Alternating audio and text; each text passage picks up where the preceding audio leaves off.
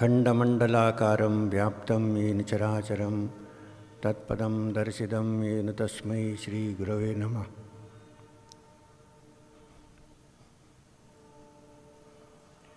अज्ञानतिमिरान्धस्य ज्ञानाञ्जनं शलाकया चक्षुरुमिलितं येन तस्मै श्रीगुरवे नमः। गुरुर्ब्रह्मा गुरुर्विष्णु गुरुर्देवो महेश्वर गुरुर्साक्षात् परब्रह्म तस्मै श्रीगुरवे नमः। लोका समस्ता सुखिनो भवन्तु।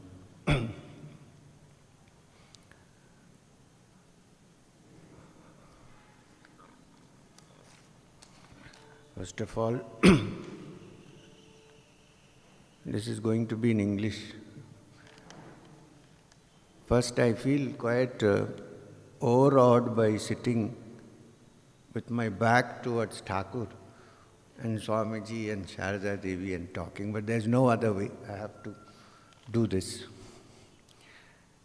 I thank Swami Atma Purnanandaji Maharaj, Secretary of the Ramakrishna Mission here, and also Swami Tadyuktanandaji, who from yesterday has been very kindly taking us around and showing us all the places associated with Swami Vivekananda's stay in Belgaum.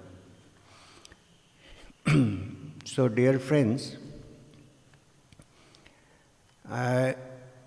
even though I selected the topic yesterday, after selecting it, I began to wonder if I am qualified enough to talk about this topic. Before that, let me add that when Nitin introduced me, he said, Maheshwarnath Babaji and Sri Guru Babaji. He forgot to mention that I have also an initiation from the Ramakrishna Mission. And there I consider Swami Tapasyananji as my Guru. Of course, in the mission, Thakur is the Guru, Sri Ramakrishna is the Guru. But whoever initiates you becomes the Guru. And I have known him for many years. Physically, I have known Swami Tapasyananji for many years, from high school. And Thakur, I think, in my mind, I have known him for many years. So it is indeed a great dignity for me to sit here and talk to you in the shrine. Now, the subject is Sri Ramakrishna, a spiritual scientist, which is very interesting. What one should note is the originality of this being. He had no education in the conventional sense of the term. In fact, when he was first admitted to the school in the village in Kamarpukur, after a couple of years, he left the school, saying that this school, which teaches us the education of how to gather money and food, is not my cup of tea, and came out. Diametrically opposite what we do in our lives, in schools. Then, his first experience, which we may call a spiritual experience, happened to him also in a very unique way. It did not happen when he was sitting in a temple and meditating, or when he was reading the scriptures. It happened when, as a young boy of 7 or 8, he was walking along the paddy fields with a small bag in his neck in which there were what you call kurmuras, what you eat, as a young boy. So he was going along happily, having successfully got out of school. I'm sure many of us, when we sit inside the classroom, wonder what we are doing here. I did. Looking outside, wondering why we are sitting inside this closed classroom. But he was free. So walking along the paddy field, eating those little eatables from a small bag, Suddenly he looked up, and looking up, he saw that dark clouds had gathered. The sky was dark, and a flock of white cranes suddenly flew across the black clouds. He was not doing japa, he was not reading, he was not sitting in a temple. He was in those open paddy field, looking up at the open sky, and when he saw the white cranes fly across the geese or canes, I don't know, across the black clouds, he looked at that wondrous contrast of nature, and he simply said, "Ha," and fell down. He simply said, "Oh my God," and just fell down. I don't know exactly what words he used in Bengali. And he was in a trance for some time. That was perhaps the first spiritual experience. So this is the first beginning of his inquiry into the spiritual, which is why I said spiritual scientist.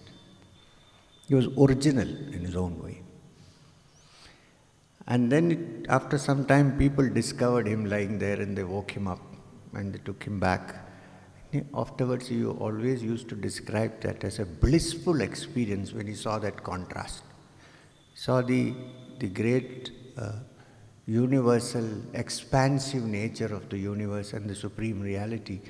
So we can't say that he worked hard for many years and found it. I think he was from childhood attuned to this. Later on, himself he put in a lot of effort to stabilize it, that you can say. What I am coming is the theory is that he was not an ordinary man. That I don't believe. Anyway, then there are many other instances in his life. When he was very young, like in those days, they got him married. In those days, after marriage, the bride used to be very young. So she used to live in her parents' house, and he used to live in the other house. She was from a village called Jairam Bhatti. It was not very far from Kamarpukur, where he was born. Many years passed.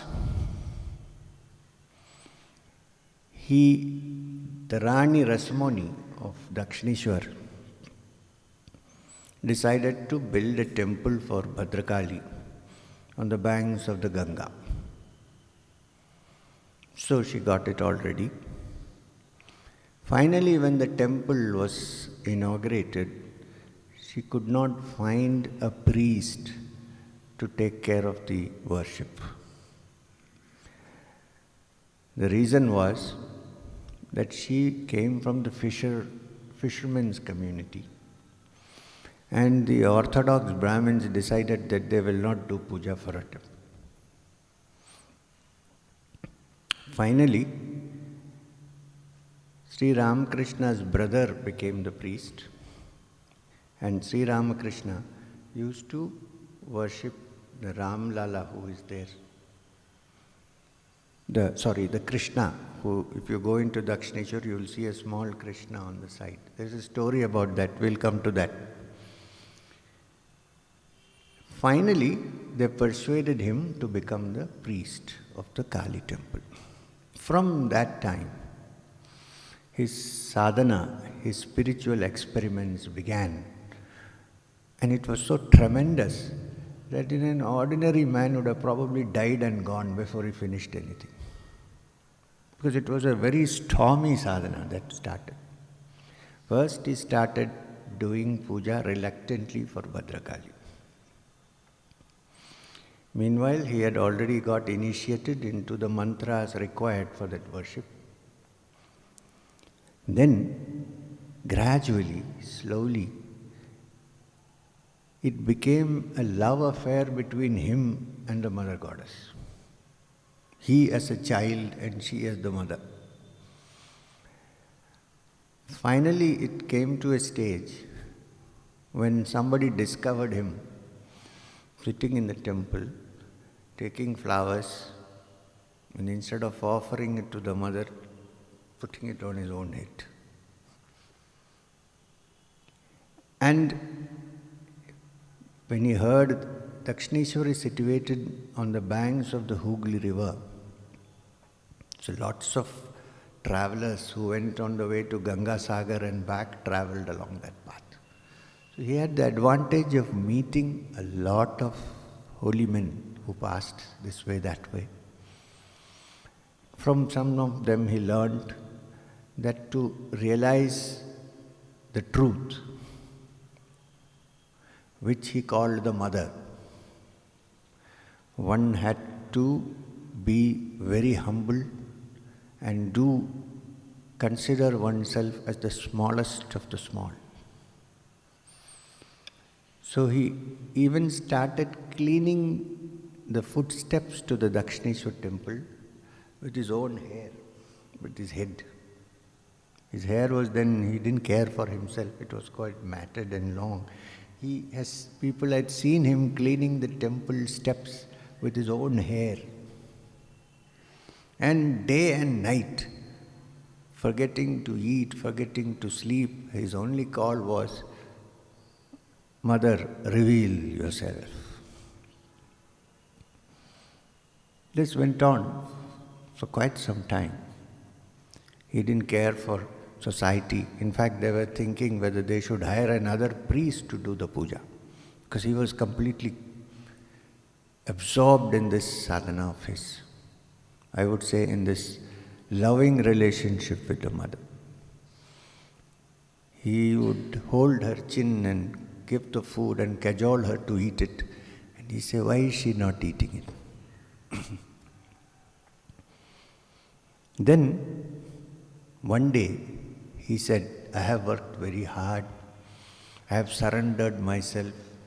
Enough is enough. Believe me, this is it's very, very scientifically done with complete attention and in a unique way as any scientist would. This is why I say scientific. He was open to study anything that would contribute to his understanding the truth, which he called the mother. And then one day he said, enough is enough. Maybe in this life, this body is not fit to find this truth.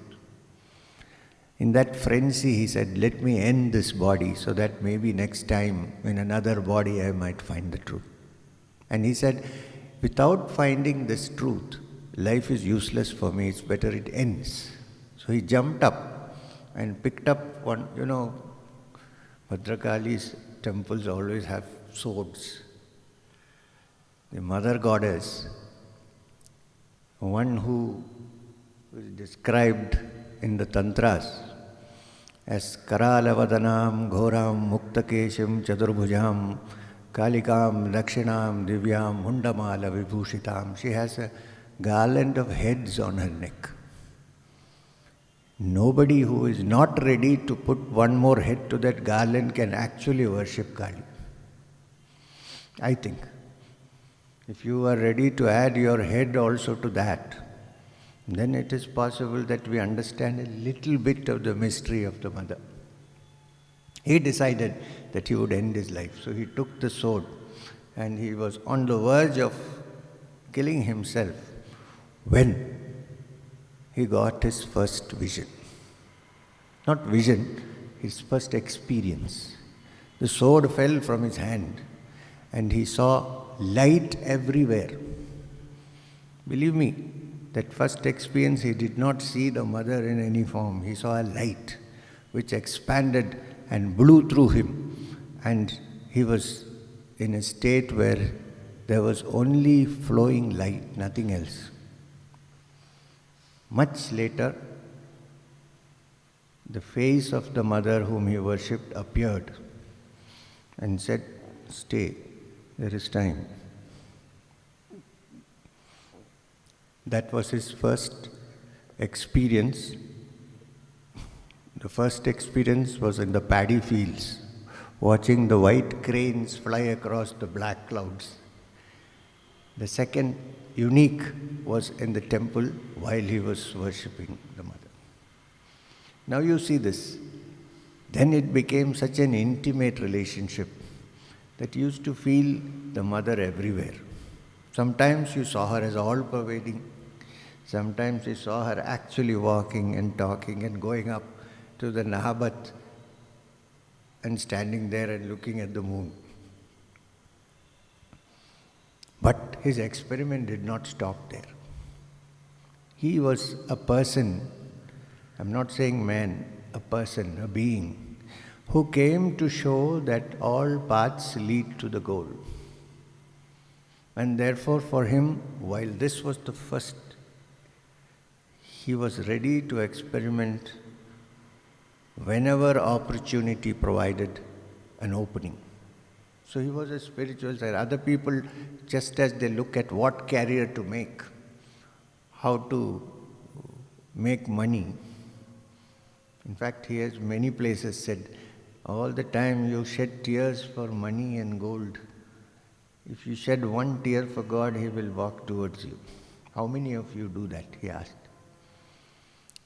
So anyway, then, as I said, Dakshineshwar was on the way between Ganga Sagar. People went, they always travelled, they came down, got off from there, and then they heard that there is a temple there, they could get food, many kind of people used to. In that process came Bhairavi Brahmani, who was a Vaishnava Tantra yogini.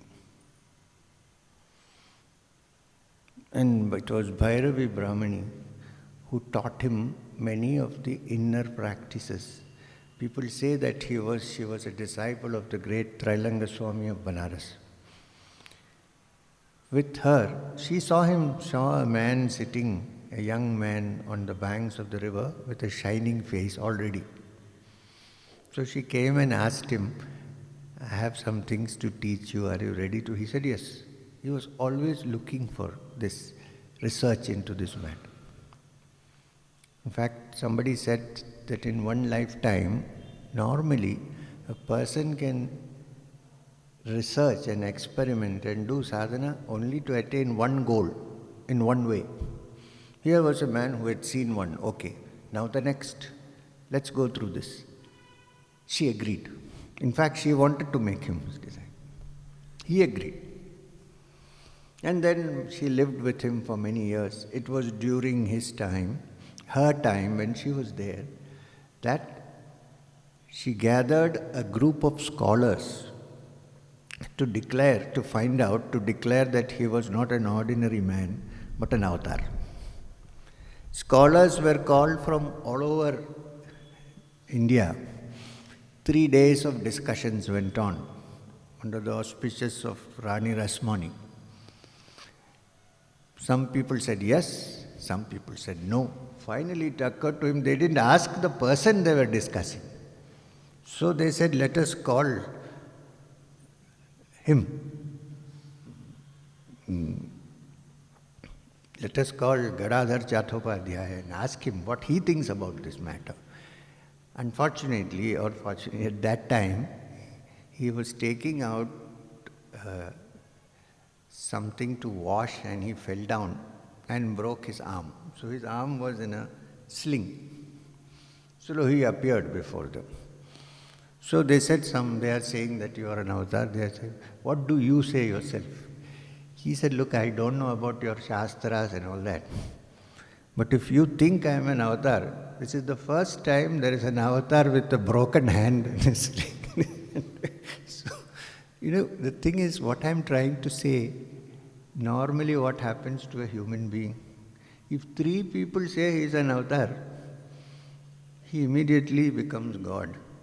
He advertises, he has people falling at his feet. Here is a man saying, I don't know that, but look, this is the first time you have it. It is, really, there are many avatars now in India. Even Kalki is there. What to do? Anyway, so he was expressed. So with uh, Bhairavi Brahmani. He studied, and then she also went away. Now, in this matter, I want to tell you something very important. At no point of his life was Sri Ramakrishna interested in siddhis or having this power or that power. Nothing. His only thing was purifying the mind and reaching for the divine. There is a story which may be apocryphal. The story is that many years later, one of the disciples of Bhairavi Brahmani, I think his name was Srikanta, he came to see Sri Ramakrishna. By the time he was old, he had experimented through everything. And he said, in these years when I haven't seen you, I have developed a power by which there is a light that will come out of my forehead. So Sri Ramakrishna in his childlike way said, that is nice, very good. So one day when he was going to his room from the temple in the dark, Srikanta is supposed to have put on the light and taken him there. No, when he was going into the forest to answer his call of nature. As soon as he reached there, he thought he had this power and Sri Ramakrishna had nothing. As soon as he reached there, he told him, this is not good for you. From now on, it won't work. So, which means he had the capacity to do anything, but he was not caught by any of these things. And this is what is required in the present period for people who like to do sadhana. Otherwise, they think for 10 days they do sadhana, they want to float in the air, touch the roof and come down and all kinds of things, which we know what. Or they start healing the well-healed. This is not sadhana, this is not spiritual life. Then, after that, whichever sadhu came, he studied from them. And there was a peculiarity.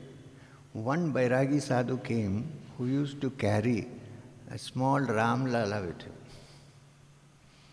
which he treated like a real being. He fed it, he looked after it, he put it to sleep. Few days after he stayed there, he came crying and said, what is this? Now Ram Lala is refusing to come. He says, I will stay with him. So from Shakta to Vaishnava to Ram Lala, he went on going into every aspect of spiritual life. This is why I said, as a scientist, everything he experimented, didn't accept anything unless he found it. Now this is very interesting. And then, finally, this is not final, but in the Vedantic finality came Totapuri. Totapuri came, he was a Vedantin, we know the story. He asked him, would you like to learn Vedanta? He asked him. He said, yes, but what does it entail? So he said, come, sit down. So he talked to him. No, Totapuri was a person who belonged to an order that didn't stay for more than 3 days in one place. He stayed there for months. Why? Because he found someone who he thought was a wonderful disciple to learn. He taught him. Then he said the highest state of Vedanta is to go into Nirvikalpa Samadhi, where there is only one reality which is everywhere. So, I want to teach you that. So the story is, he said, sit down, fix your attention here. He took a piece of glass, broken glass, and gave one poke. Totapuri was a big man. He was a Nanga, a naked sadhu, and said, here, put your attention there. He fixed his attention there. He said, now take everything out of your mind, except awareness. He said, I can take everything out, but Mother is there. Whenever I close my eyes, she is standing before me, what am I to do? Now here, is a real student and a proper scientist. He said, you'll have to cut her off. Can you imagine Sri Ramakrishna Paramahamsa, for him, mother was the dearest than anything else, agreed. Why? Because he wanted to go and find out what it is. Because for him, truth was more important than even his pet predilections. He said, okay, I will do as you say. Totapuri said, use your mind as a sword, and if she appears, cut through and break her. Yes, he said, and he broke through. Which must have been a very difficult thing for him to do, considering that he always kept saying, Mago, Mago. Mago means, O mother. And then he was in that state for 3.5 days. Totapuri was worried.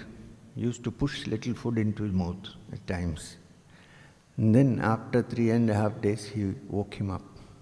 And then the story is that by the time Totapuri left, he was convinced of the fact that it is possible to attain this state even by worshipping the mother.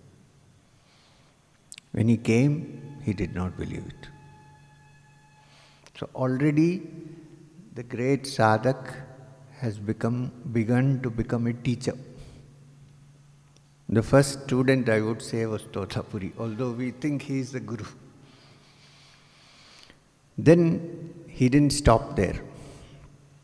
He used to be very close to Michael Madhusudan Datta. So he picked up Christian sadhana.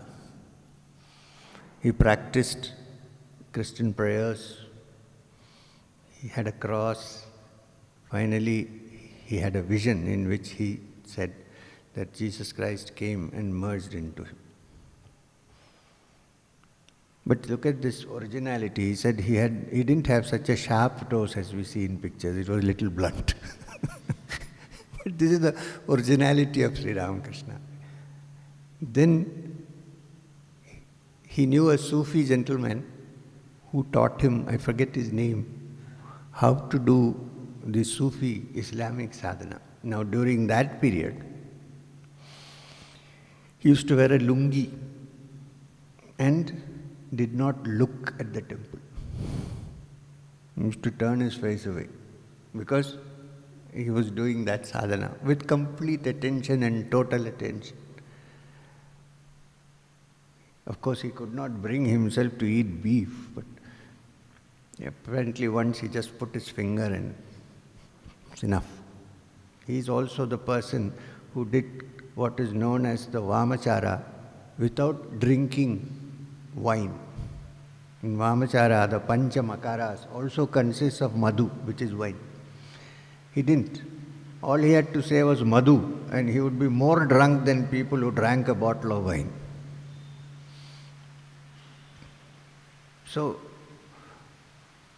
and then after all that, finally, he started teaching. And all these young boys gathered around him. And that also was very experimental. He encouraged everybody to find out for themselves. And this is a true teacher whose role in this world is to teach. Every person he approached in a different way. Meanwhile, he was fully equipped to understand all the sadhanas. If a Vaishnava came to him, he never told him, you become a Shakta or a Vedantin. He taught him accordingly. If a Shakta came to him, if a Vedantin came to him, he taught him accordingly. There's a beautiful story of how he showed Mahendranath Gupta, who is also called M, who wrote the Gospel of Ramakrishna. When he first met him in the garden, after having a fight with his wife, suddenly he asked him, do you believe in God with form or without form? Mahendranath Gupta was in the Brahmo Samaj. In those days, all young people went to the Brahmo Samaj, including Swami Vivekananda. He said, I believe in God without form. Okay, fine. He said, this is a wonderful thing. But this God of yours without form, is he everywhere or is he in some special heaven somewhere? He said he's everywhere. He's all pervading. He said if he is all pervading, then that mother's image which is in the temple also should contain the Brahman, right? So why do you exclude it? Nobody has asked him this question before. He had met professors and various people. He said, that is true, but then ignorant people don't know about it. So we have to tell them that we worship because there is this. He said, this is the problem with you fellows. You don't know anything, but you want to teach others. With that, M was silenced and he went back home, deciding that maybe I'll come some other time. And there is also a story about how he came back. One day, Sri Ramakrishna was sitting in his room. If you go to Dakshineshwar, you will see that room. And he was talking to these boys. And then he told them a story about a temple priest who used to feed opium in the milk to a peacock. One day he fed him. The next day the peacock came again because of the opium. Third day it came, so every day it started. Then he said, that peacock is going to come now. So everybody thought, what is it? Which peacock? After a while, it was a Sunday. Mahendranath Gupta walked in. When he saw him, he said, the peacock is coming. Everybody started laughing. So when he came inside, the boys, he asked him what happened. He said, this is what happened. He said, yeah, I am also beginning to enjoy. So you see how he has trained people. And what does an important thing about a scientist? That he discovers something. And I think his greatest discovery, apart from his spiritual discovery, was Swami Vivekananda. Greatest discovery. And who could have discovered a being like that?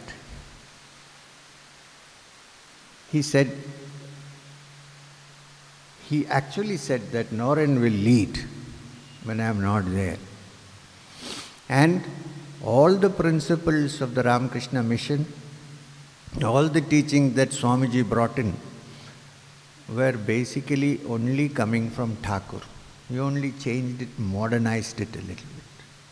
There is a story that once some of his Guru Bhais, when the Belur Mutt was being built, some of his Guru Bhais kind of criticized him for fun, saying that all this is new thing about service and this and that. Thakur only taught us how to get to Samadhi and things like that. He said, all right. So he went inside, took his Kamandalu and Kaupin, walked out. He said, if you know what he taught, run the place, I am out. So they went and told him, we were just discussing the matter, come back, Dada. So they brought him back. Then he said, do you remember that when Thakur visited Devghar, Baidyanath, during the famine that was going on there, Mathur Babu took him with a big retinue. He got off from his palanquin and sat with the villagers and he said, I will not move from here until you get supplies and food and medicine for these suffering people. If you don't, I'm going to stay in this village and die. He got off. He said, that is the compassion which I am trying to teach. The worship of human being as Daridra Narayana is the greatest worship that you can do. And please believe me, this is from Thakur, not from me. So, the discovery of not only Swami Vivekananda, but the 12 stalwarts who worked with him, each of whom, like a true scientist, he treated differently and brought up in a different way. There is a story that Swami Premananda, who was a very mild-mannered person, once when he was coming in the boat to Hubli, to Dakshineshwar, some people criticized Ramakrishna Paramahamsa. What is that mad Brahmin priest doing there, spoiling young people and so on? So Sri Ramakrishna, so what did you answer? He said, I didn't say anything. I just kept quiet and came. He said, what kind of a man you are? They are criticizing your guru and you didn't say anything. You just came away. Wake up. So others were hearing it. One day, Swami Niranjanananda, who was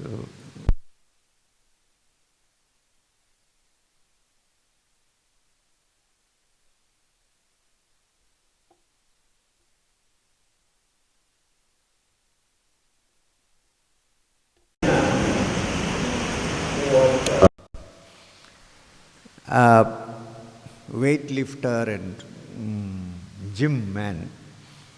When he was coming on the boat, somebody criticized Sri Ramakrishna, saying that what kind of a man he is and so on. So he, when they got off, caught the boat and shook it, and some people fell into the water. So he came back very proudly and told Thakur, they criticized me. You know what I did? I shook the boat. He said, who are you to protect me? Who are you? You are nobody. Why did you do this? You are not supposed to do this. The other man, he said, you have to do it. Here he says, you are not supposed to do it. With Swami Vivekananda, he used to say, whenever people who gave money as loan for interest bought any sweet for Ramakrishna, he couldn't eat it. He couldn't even touch it. Something would happen to him. But when Swamiji came as Narendranath Datta, he said, you give him the sweets, nothing will happen to him. In fact, he ate a lot of sweets. Because of this, whatever sweets came, give it to him, nothing will happen to him. Somebody told him that Naren has started eating pan. He said, he will eat anything you like. If you do that, I won't look at your face again. You see this? This is the way of a great teacher, that he looks at what points are required in each person and guides accordingly. There is no except that you stick to truth. You keep your senses under control and lead a simple life. These three are necessary.